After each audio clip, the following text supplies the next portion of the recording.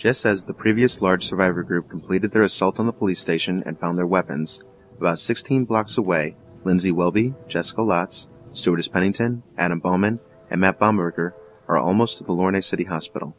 As they travel, the group is forced to dodge several walkers that are staggering through the streets.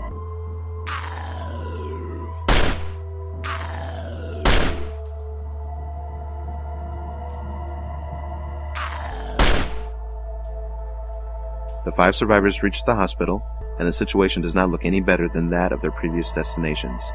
It looks like the virus is continuing to move inland and is terrorizing the whole of the island. They all watch as a few of the other local survivors run out of the hospital frantically. Matt BOMBERGER tries to flag down a few of them as they exit, trying to find out what the situation is inside of the hospital, but the 2 locals quickly yell at Matt in another language, shaking their heads as they disappear into one of the alleyways. However, the group is dedicated to their current mission to grab various medical supplies and walkie-talkie radio devices. They know that it is possible now that other friends throughout the town may be wounded and heading this way. It is best to be prepared for their arrival. The 5 enter through the emergency entrance with weapons in hand. Jessica Lotz and Emily Pennington make their first priority finding medical supplies. Matt BOMBERGER agrees to protect them while they complete their search. Adam Bowman decides to search for any kind of radio equipment, and Lindsay Welby agrees to help protect him while he searches. The hallways of the hospital are eerily quiet. Some fires are burning inside the building, and most of the rooms have been vacated. Stewardess Pennington, Jessica Lotz, and Matt BOMBERGER break into one of the supply rooms and start filling a couple of bags with morphine, antiseptics, bandages, and anything else they can find that could prove useful. About 5 minutes later, the 3 exit the supply room with their bags of supplies and start heading back to the entrance. Up ahead, they hear the undead moans coming from just behind one of the nurses' stations. The 3 move quickly before their presence can be made aware to the zombies. Matt pays close attention to the sounds of the zombies feasting on something behind the counter. Keeping his eyes fixed on the nurse's station, his next step crunches a soda can that had spilled from a trash receptacle nearby. The loud crunch echoes around the area. The 2 infected zombies rise up from behind the counter and stare momentarily at Matt, Pennington, and Jessica.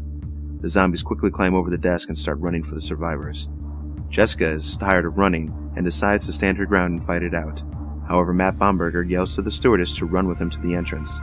Pennington doesn't waste a second and follows Matt down the long hallway. Jessica raises her hunting rifle and only gets a single shot off, which misses her target. The infected tackle Jessica and show her no mercy. Her screams fill the hallway as Matt and Emily know there's no way they can go back for her. While the others complete their search for the medical supplies, Adam Bowman and Lindsay Welby come across a communications room. Adam gets on the microphone and comes across a frequency saying that there are survivors holding up at the city hall, and if people are able to make the journey, they should head to that location as soon as possible. Just as the transmission terminates, both Lindsay and Adam hear something in the closet behind them. Lindsay readies her machete as Adam opens the door to find a man in a lab coat cowering inside. He starts rambling. Please don't kill me. I'm unarmed. My name is Dr. SHINGJI, and I'm a surgeon here at the hospital.